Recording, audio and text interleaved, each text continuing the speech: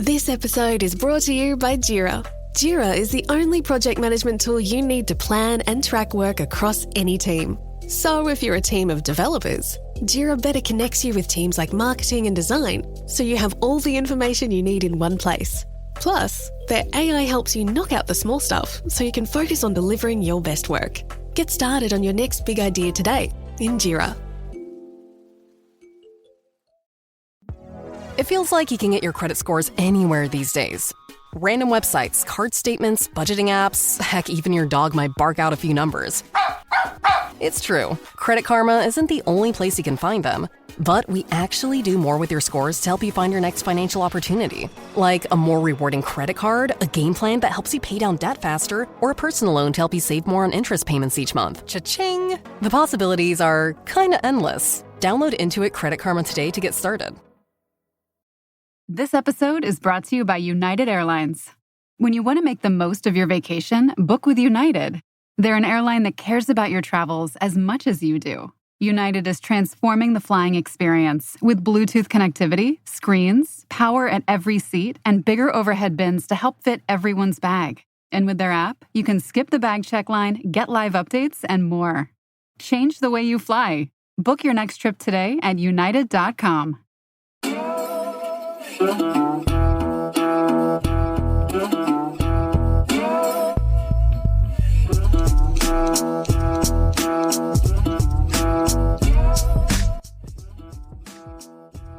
On May 3rd, 1971, the Texarkana Gazette published the first report of a large, hairy, bipedal ape-like creature which seemed to be roaming the area around Boggy Creek in Fouke, Arkansas.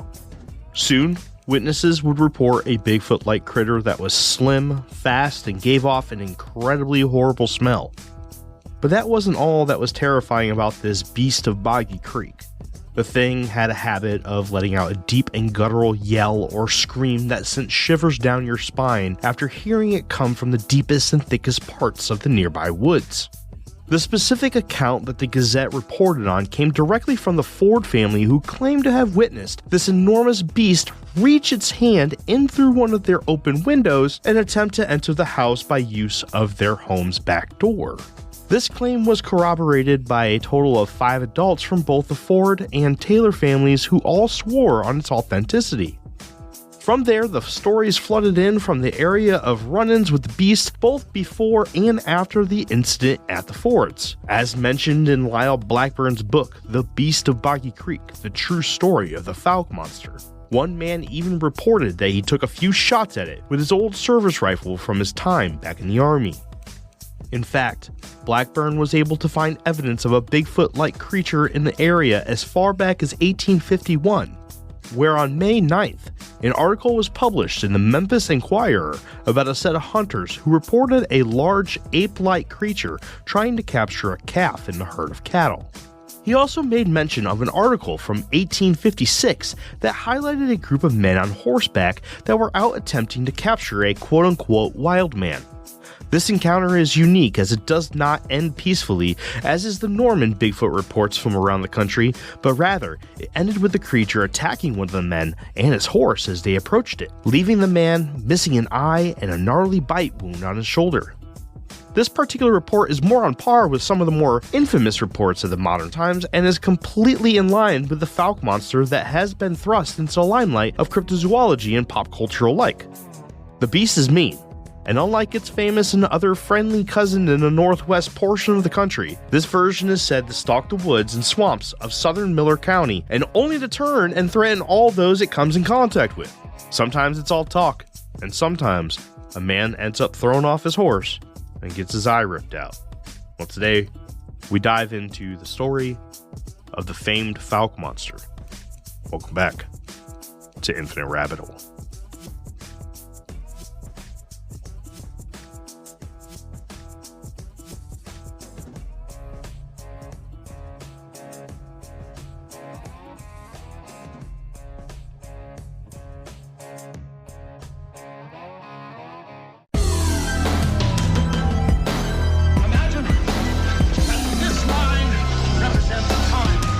Present 1985, future, past.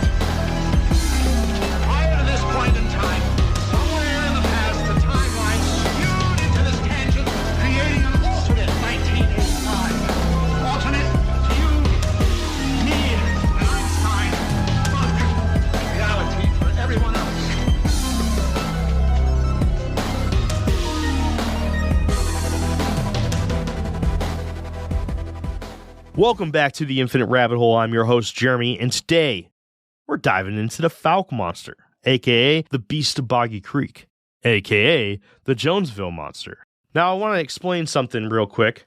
This is actually going to be a 2-part series, and you're going to get a bonus episode next week. This episode that you're going to listen to today is the background story behind the Fouke Monster, how it came to be, some of the more famous things that have happened in relation to said monster, and some of the bigger sightings. So the ones that are very story critical, we'll talk about today. Now, next week, I have a whole episode dedicated to nothing but sightings and encounters of the Fouke Monster. And let me tell you, some of these are incredible. I love them. They're phenomenal. Bigfoot is my thing. Everyone knows that. The Fouke Monster is a local Bigfoot creature. Some people will call these Bigfoot urban legends or Bigfoot legends for short. And that's exactly what this is. This is our first coverage on a location-based Bigfoot, but it will by far not be the last. Trust me, there's a lot. There's at least a dozen that I can think of just off the top of my head. But before we jump into the Fouke Monster and the story behind it, I just want to remind you guys that something as simple as leaving a 5-star rating and a review telling everybody that this is a great podcast means a lot. It really does. And if you guys could do that for me, that would be absolutely great. And then, of course, follow us on X, Instagram, Facebook. Head on over to infiniterabbithole.com for all the latest updates. We have some pretty cool stuff coming up very, very soon. So keep your ears open. Keep your eyes to the screens. So without further ado, everybody, here is my report on the Fouke Monster. I'll see you on the other side.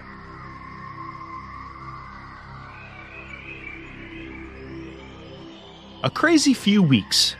The first events of the famed story of incidents that occurred at the Ford's property began with a footprint found in an area near the property that the men were going to fish, and just a few days after the two families moved into their new home.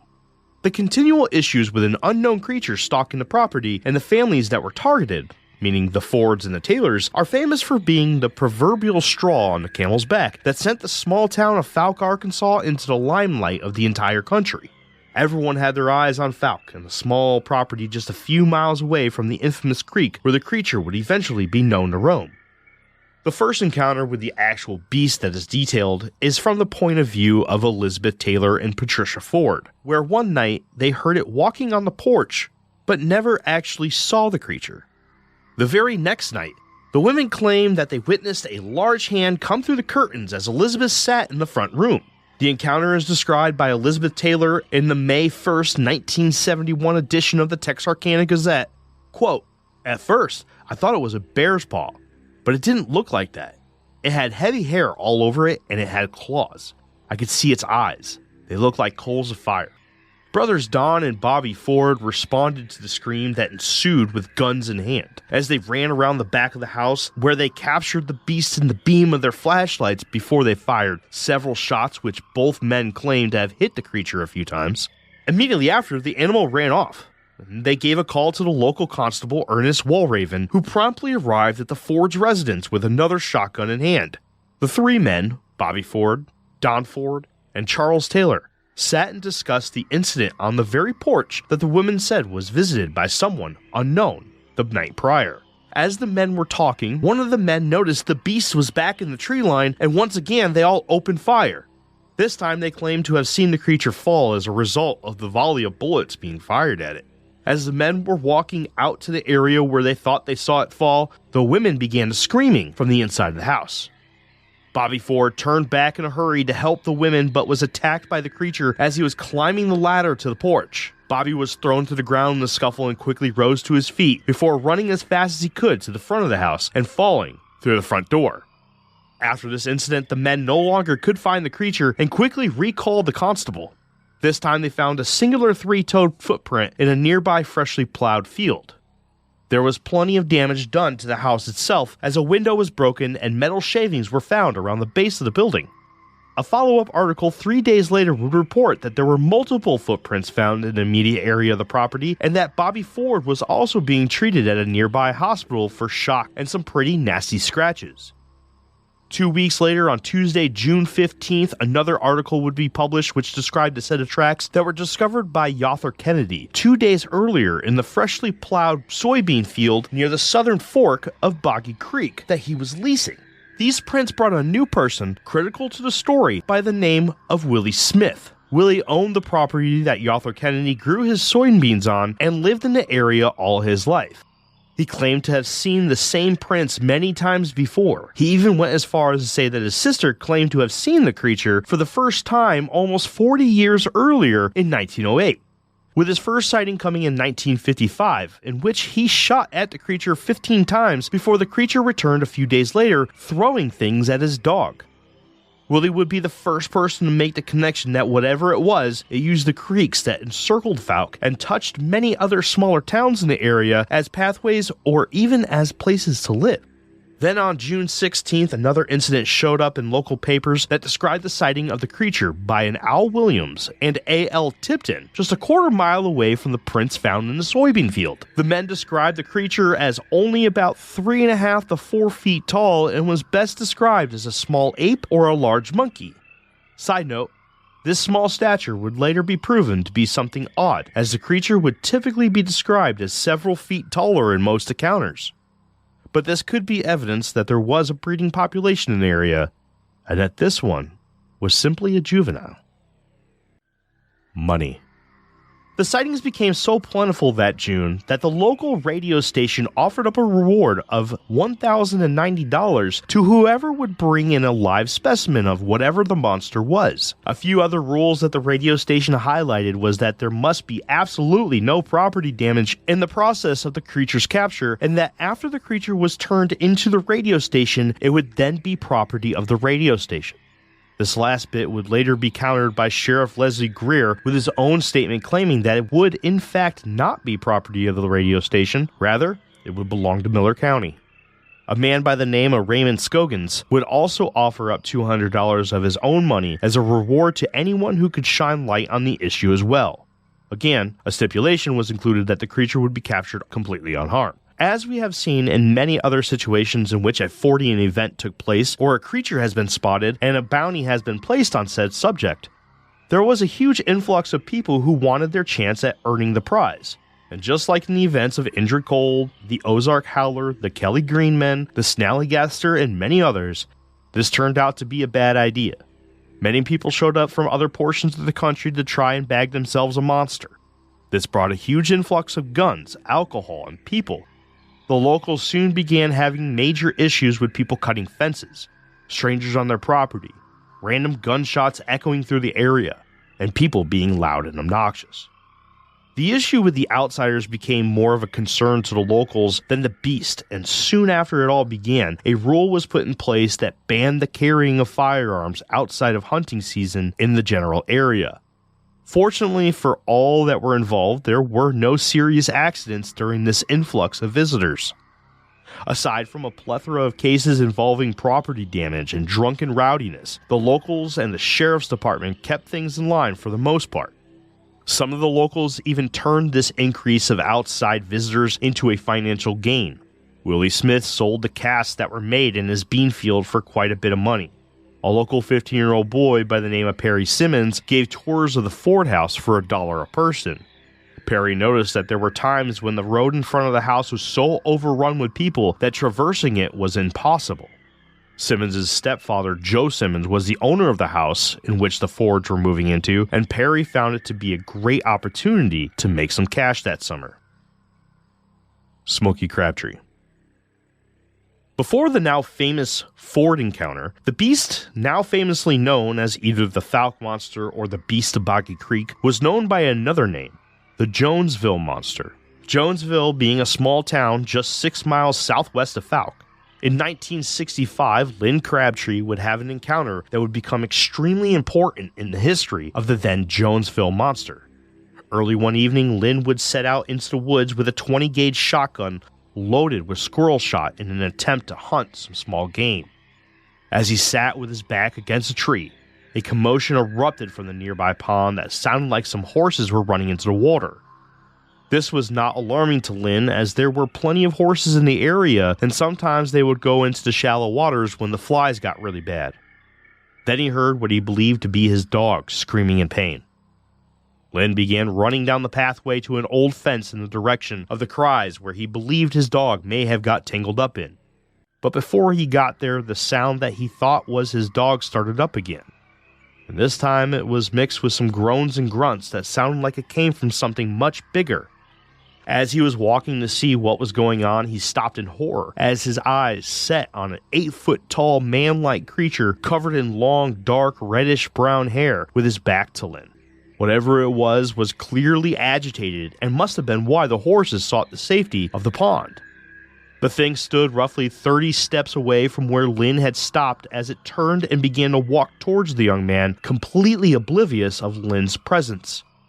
Then, everything changed, as Lynn startled the creature, who then began to look over Lynn with curiosity, in which Lynn responded by shouting and waving his gun around to try to scare it off.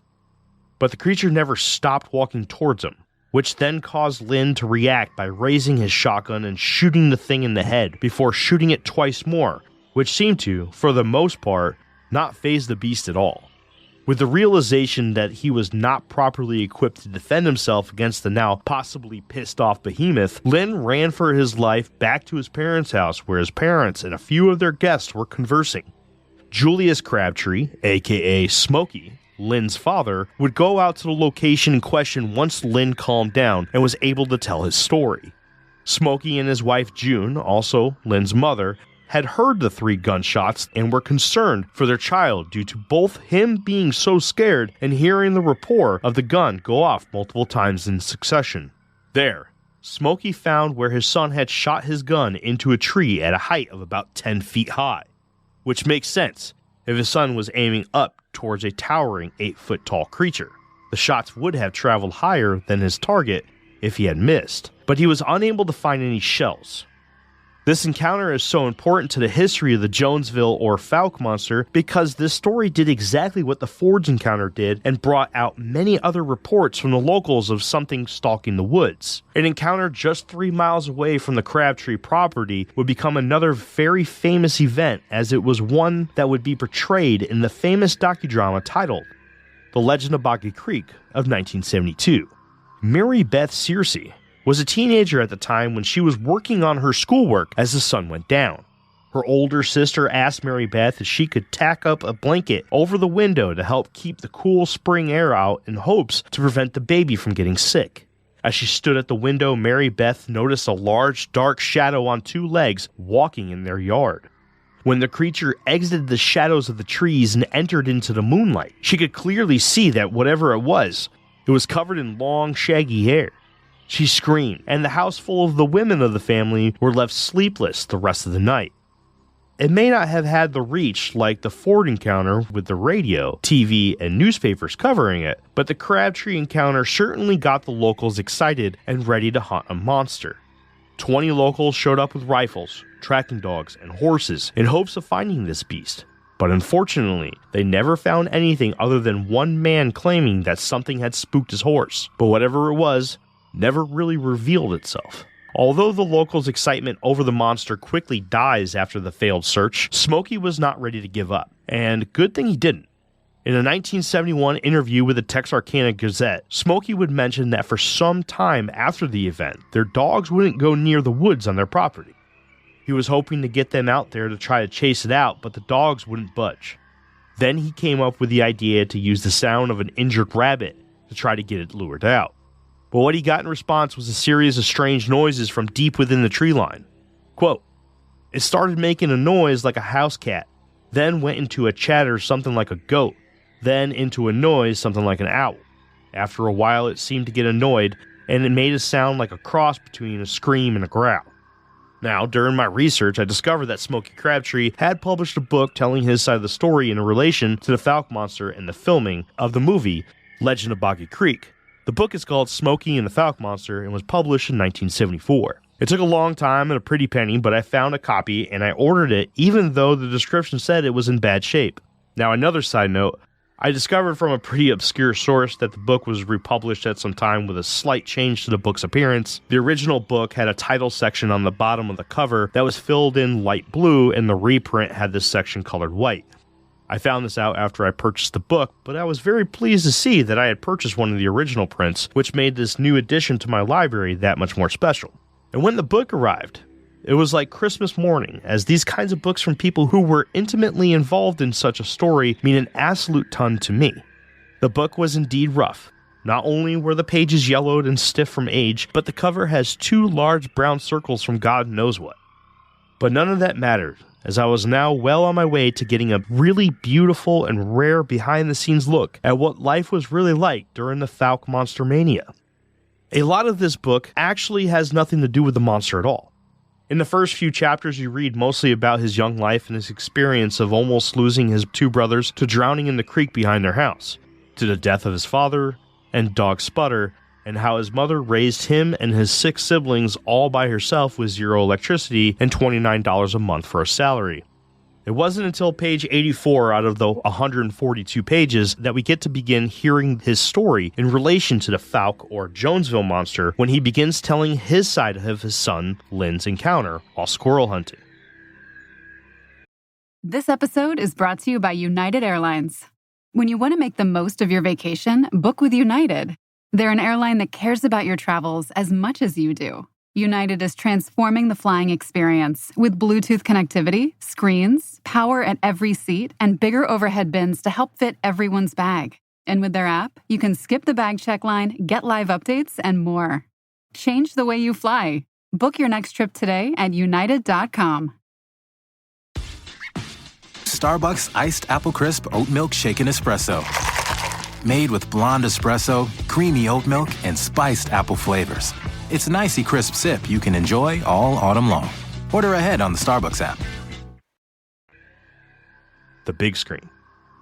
In 1972, a docudrama movie titled The Legend of Boggy Creek hit drive-in theaters everywhere. This creature feature was director Charles B. Pierce's introduction to the world of directing and would arguably be one that he is most remembered for. Along with the movie itself being so recognizable by name alone, the movie's official poster, now VHS or DVD and Blu-ray cover, became an instant classic all on its own.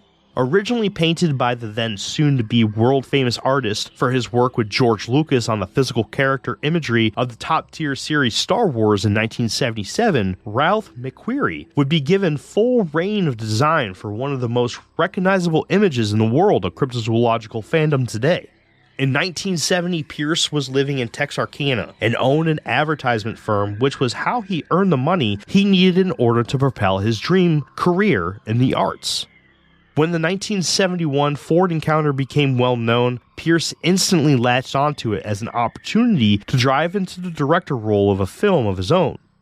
He would eventually find someone to fund his project in the likes of Mr. Ledwell of Ledwell & Son Enterprises, who he had previously done advertisement work for. When asked what he wanted to make his film about by Mr. Ledwell, Pierce responded, quote, "I want to do one about the booger that's jumping on folks down the road there."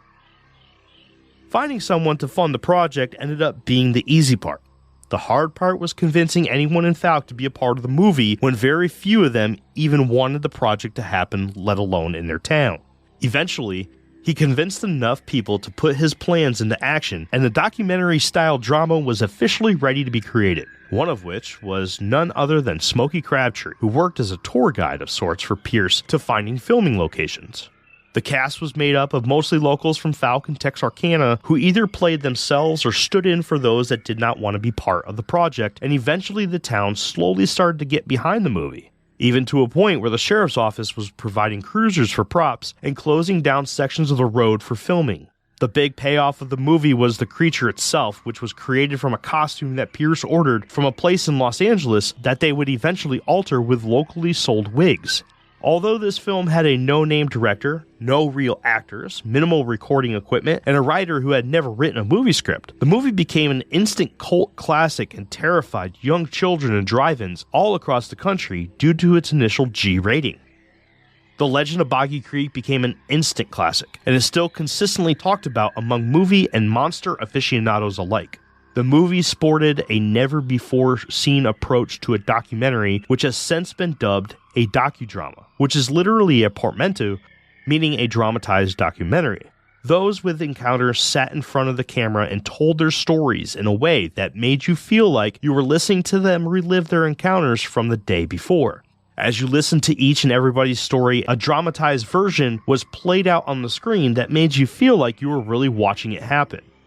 This movie has been picked apart by many throughout the years, and to many, this is simply just a drama with a spit of horror in it, in the shape of a Bigfoot-like creature, which shares no to very little actual details about any real events. But that isn't true. This movie does an incredible job at using real events, as told by the residents themselves, to retell their story and terror that was the Fouke Monster. Every scene is a representation of someone's story.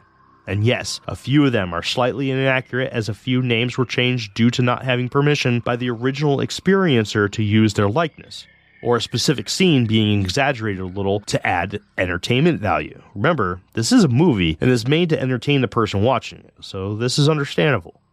So if you want a good idea of what happened in a visually dramatized format, The Legend of Boggy Creek is an incredible place to start. Just remember that the movie was released in 1972, so there are many parts in the movie that will show its age. After the movie was brought to the international market by Halco International, who promptly and effectively distributed the masterpiece, the once sleepy town of Fouke once again became the epicenter of monster lovers from every nook and cranny of the world. But this time, everything was much worse. On September 16, 1973, the Texarkana, Arkansas JCs, aka the Junior Chamber of Commerce, placed a reward of $100,000 for the live capture of the creature, now more commonly known as the Beast of Boggy Creek. This, of course, brought the shotguns and monster hunters back to the front steps of the sleepy town. But with these creature-hungry out-of-towners came a plethora of letters, with some even addressed to the Fouke Monster itself. According to Blackburn, the mayor's office once delivered a bundle of more than 800 letters. But the circus didn't stop there. A song, simply called Fouke Monster, was released by a band named Billy Cole and the Fouke Monsters. Souvenir shops and carts began popping up, with some of the locals trying to make do with a new wave of enthusiasts with trinkets such as replica casts, stickers, t-shirts, ashtrays, postcards, among many other things. With the revived interest in the creature came a wave of sightings that many claim are not very credible, but there are a few that stand as intriguing, especially if the reports were from locals. One of which was by Orville Scoggins, who was previously a very strong skeptic to the matter, who claimed to have seen an upright walking black-haired beast strolling across his bean field. Scoggins estimated the critter to be only 80 to 90 pounds, which would trend on the smaller side of the reported sightings, but not unheard of, and as I mentioned earlier, may have been a sign of a healthy breeding pair and their offspring. The particular sighting fueled an official investigation by Constable Red Walraven, in which he and his officers found a trail of 5-inch wide tracks that spanned 1/8 of a mile across Scoggins' beanfield. Other details were mentioned in reports, including that they were 3-toed and had a 40-inch stride. Another well-known encounter is that of the Giles brothers, who claimed to have the creature jump into the bed of their truck and attack the motorcycles that they had strapped down. This was yet another outlier, as there were very few actual sightings where the creature made physical harm to either a person, such as Bobby Ford, or property in this case. Although the monster wasn't to blame for a lot of the property damage post-release of the film, another critter was. The fans of the film that had come to infest the area began paying special attention to Smokey Crabtree in Jonesville. The issue got so bad on his property that Smokey and a group of monster seekers ended up in the sheriff's office one night due to Smokey chasing and threatening them with a shotgun. Smokey would go on to get rightfully pissed at Charles B. Pierce due to the fact that he was now a millionaire due to the movie, but he and the locals of the area that contributed so much were left not only without any compensation, but now had to deal with people trespassing and infringing on their privacy. Some were even coming onto properties where the film had shot a scene just to snap a twig off a tree that they had seen in the movie. So in 1974, Smokey Crabtree wrote a memoir on his experience with the times before, during, and after the crave that was the film, The Legend of Boggy Creek. Unfortunately, there were 2 attempts at making a sequel, or at least a movie based off the creature. The first of which was a horrible movie by the name of Return to Boggy Creek. This movie was directed by Tom Moore, who enlisted big names such as Dawn Well of Gilligan's Island. But no stars from any other successful projects were going to fix this movie. The concept of the new movie completely abandoned the docudrama style for one of a more traditional script. The second of which was simply titled Boggy Creek 2, which was successful in recruiting Pierce as the director, but ultimately flopped as well. The movie was so bad that Pierce claimed it to be the worst he had ever done. Smokey's Bones. On November 27th of 1991, James Mackey and a friend of his came across a very strange corpse on his property near Karnak, Texas, about 60 miles southwest of Fouke, Arkansas. The body of whatever this critter was almost 8 feet tall and was completely missing its head. One of the first people that Mackey would show the body to was his nephew, who quickly took the body over to his property in Louisiana, where he believed they had possession of a true, unidentified creature. Mackey contacted Smokey Crabtree since he was one of the more official voices of the nearby famed Fouke Monster, and Smokey immediately headed down to take a look and was extremely impressed in how much whatever it was resembled the creature that has been seen in and near Fouke for a better part of the decade. The only thing that kept him from thinking that this was the exact culprit was the fact that the feet on whatever it was most likely not the feet that were making the famous 3-toed prints near Fouke and Jonesville.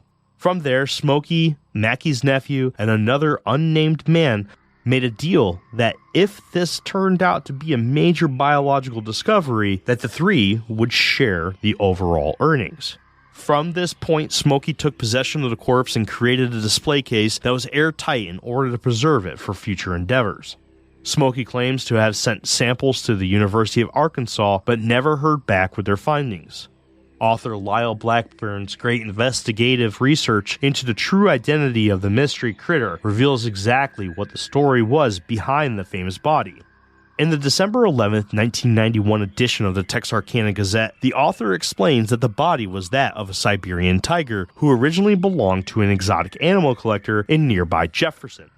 When the tiger passed away from pneumonia, the owner sold the body to a local man, who then brought it to a taxidermist who would go ahead and remove the head, claws, and pelt before dumping the body apparently on the Mackey property.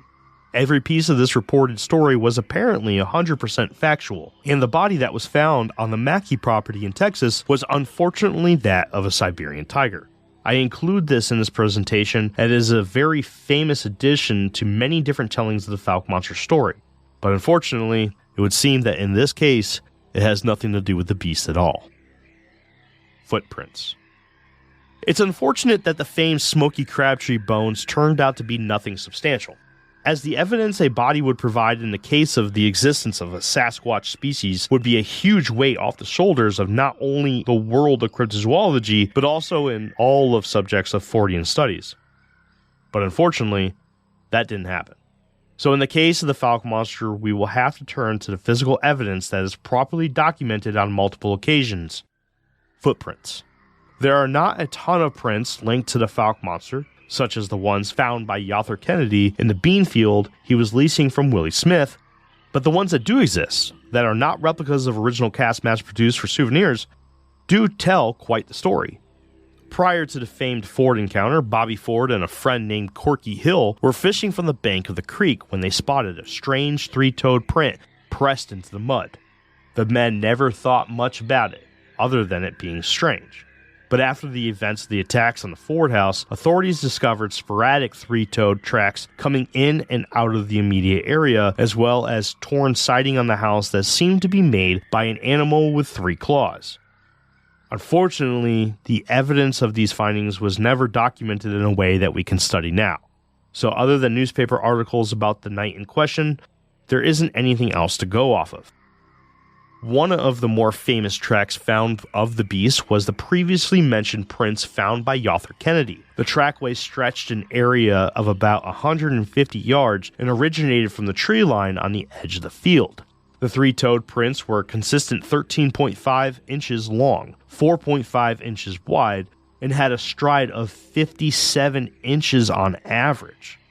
Now, side note, this is roughly 6 inches longer than the average human stride.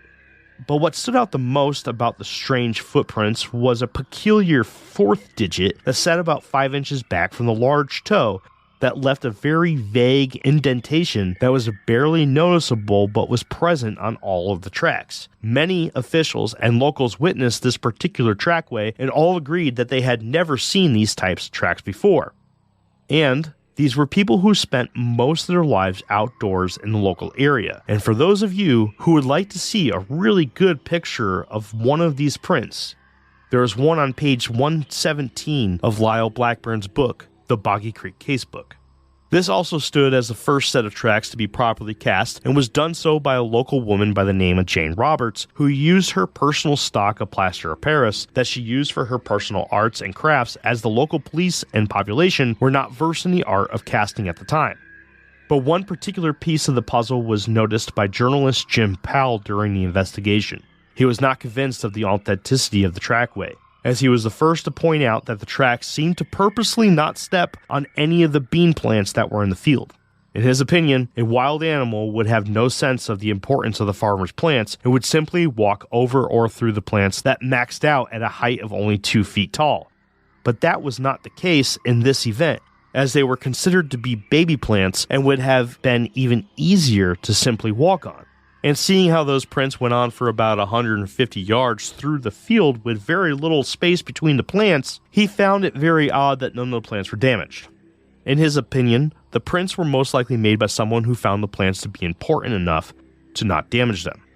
Unfortunately, these tracks were on display in the Boggy Creek Cafe when it burned down in the 1970s and are no longer in existence. Tom Zorn, however, was also able to cast a print that he discovered near Boggy Creek in 1973 and is still on display today in the famous Monster Mart small display of evidence for the creature in Fouke. Then there were the tracks that spanned the length of about 1/8 of a mile by Orville Scoggins after he spotted what is believed to be a juvenile. As mentioned before, these tracks had a 40-inch stride and were 5.5 inches in diameter. There were never any casts or pictures taken of these prints, but reports state that the prints matched those from the Ford case, which were now famously known as 3-toed prints. A 5-toed left footprint was cast near Carter Lake in 2004 by a man named Doyle Holmes, which measured at 15 inches long and 8.5 inches wide. The one print, which was a part of a small trackway that led out of the water and to a nearby berry bush, highlighted a clear impression of what appears to be a bunion or growth under the big toe, which was also present in every left footprint made in the trail of prints left in the muddy shore. So what is it?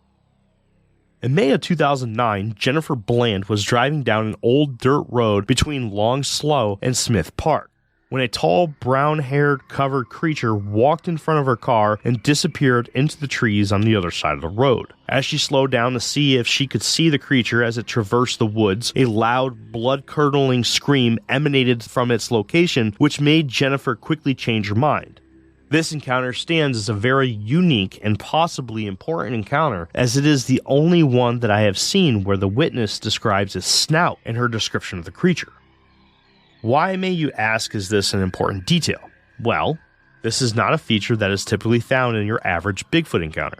This is, however, a detail that is not only included in specific species or race of Bigfoot known as a Gugwe, which is well known to be extremely dangerous, which would help with understanding the Fouke Monster's brutish nature, but is also a well-documented feature in a different cryptid altogether, the Dogman. Now, I am not saying that I believe that the Fouke Monster is a Gugwe or a Dogman. I am yet again only reporting on details and drawing lines of possibility. The area of Texarkana is not a known area for Dogman activity, but this general area of the country isn't completely lacking in encounters of either creature and could simply be a one-off report of a lone animal and may not actually be a Fouke Monster report at all. But you can never say never. But what else can it be? Like I do with all cryptids, I look at 3 possibilities of what could be the answer. 1, is it actually a new animal? 2, is it misidentification? And 3, is it a hoax? Let's start at the beginning. Could it be an undocumented animal? If we take into consideration the famed three-toed prints, we come up with more questions than answers in this regard. As there are no bipedal three-toed creatures in the world, this will definitely fall under the category of an undocumented creature if proven to be true. But is it different from a Bigfoot, which seems to be the most reasonable encounter? No. And my reason stems from the physical proof of the tracks that are in the pool of evidence. All of the tracks that I can see from verifiable sources with 3 toes do not have the toes spread apart as in the case of, let's say, the Bishopville lizard man. Rather, it looks more like an injury or a deformity that resulted in the loss of the 2 toes on the outside of the foot. Being that the population is small, inbreeding for multiple generations can cause these kinds of deformities to occur. This has been seen in humans on multiple occasions. But if you want my opinion, this looks like a case of missing toes due to either snapping turtles, alligators, or another form of severe injury. Some people may think that this area of the country doesn't house gators, but the local CBS affiliate, THV11, published an article on September 27th of 2022 of a giant 12-foot 6-inch alligator pulled out of the Sulphur Spring Wildlife Management Area just outside of Fouke, Arkansas, with prints simply looking like a typical 5-toed print that is missing the 2 outside toes. The large number of 5-toed prints that are found with no injuries resulting in missing toes that are in the same form and shape as 3-toed ones, and the local ecology housing many critters that can easily take a toe or two, I feel like this is the most probable outcome if it turns out to be an actual cryptozoological creature. What about option 2 though? Can it be misidentification? A lot of people like to point at these quote-unquote location-based Bigfoot variants that are seen in various locations not only around the US but also around the world as being more along the lines of urban legend instead of truth. And the most common explanation for creatures such as the Fouke Monster, Honey Island Swamp Monster, Momo, aka the Missouri Monster, the Minerva Monster, the Checo Monster, Nobby, and even smaller legends such as the Coal Hollow Monster, among many others, is the old story of a train crash with circus animals that escaped and created a new population of misplaced creatures. I am not a fan of this personally. That would be a lot of trains crashing with specific animals on board across the country. Which maybe one of these legends can be blamed on such a crash, but the likeliness is low, let alone it being the answer for the Fouke Monster mystery. What I can see, however, is a chimp or other primate escaping from a private collection or a local zoo of sorts.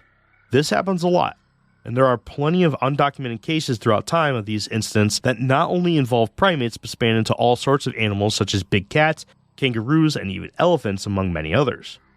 As for a local animal being misidentified as the Fouke Monster, I just don't see that being the case either. The only real animal that has an outside chance is the black bear, but I have long not been a fan of this being a possibility in any instance where an upright walking ape is described, due to when a black bear lifts up on its hind legs, it is dramatically different compared to how a human in a costume or Bigfoot would look. There are many videos of bears who walk on their hind legs for short periods of time that just look too far off from what is described.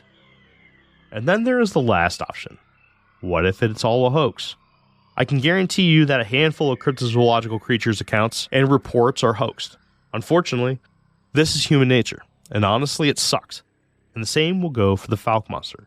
But simply due to the sheer number of accounts of run-ins with the famed beast, I do not think this is the case for all of them.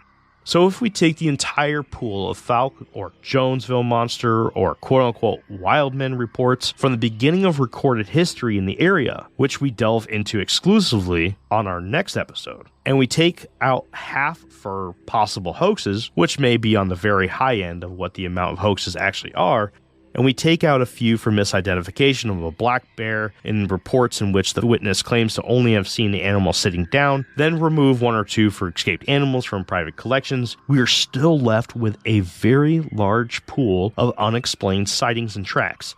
Under this evidence alone, I do personally believe that there is, or at least was, an unknown upright walking ape-like creature stalking the forests and waterways of Miller County, Arkansas, and the surrounding areas. Fouke. It was reporter Jim Powell that first coined the name the Fouke Monster in one of his articles about the subject. The name would stick very quickly, but was not something that most of the 800 locals ever really enjoyed having their name attached to. The influx of monster hunters to the area did not leave a good taste in their mouths, and the town never really embraced the creature after that. But that didn't stop the area from obtaining many nods of its own to the famous events that followed the Ford's famous night. A stretch on US 71 that finds itself dividing the town of Fouke, Arkansas, nearly in half, is legally called the Monster Expressway. A simple look at Google Maps confirms this is still the case. Just outside of the borders of Fouke lies the tourist hotspot called the Monster Mart, where you can only find a handful of souvenirs that commemorate the cryptozoological heavyweight. Sightings are still reported periodically to the local sheriff's department, but solid evidence has never been found of the exact nature of what the enigma actually is. And as it would seem, the locals of Fouke, Arkansas are just fine with that.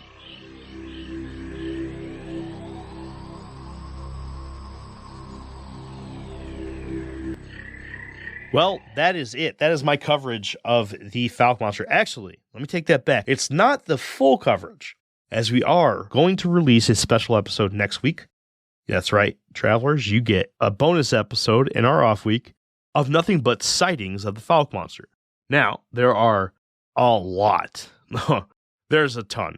I got most of my sightings from places like the BFRO database, a couple different books, especially the Case book by Lyle Blackburn, a couple other websites from Texas, Oklahoma, Missouri, all the local Bigfoot research groups. There's a lot. And I narrowed it down to something that would fit probably within 40 minutes of recording.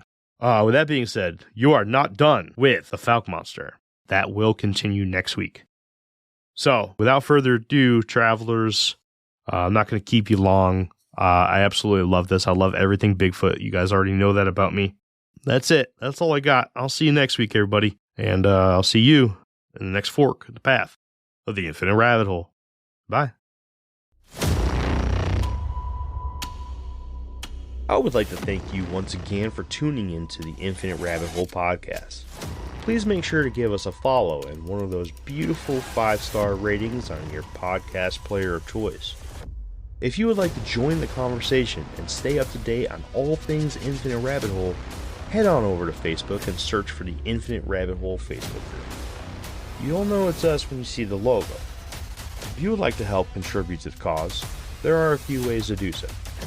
First, head on over to anchor.fm/Infinite Rabbit Hole and click on the subscribe button, where for $5 a month you'll get access to all our old episodes that will never see the free spotlight ever again.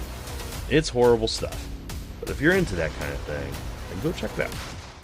Second, head on over to infiniterabbithole.com and click on the IRH merch shop tab and grab yourself a sweet t-shirt, sticker, or whatever else you see that you wouldn't mind owning. Until next time, travelers, I'm Jeremy, and I'll see you at the next fork in the path of the Infinite Rabbit Hole. Bye.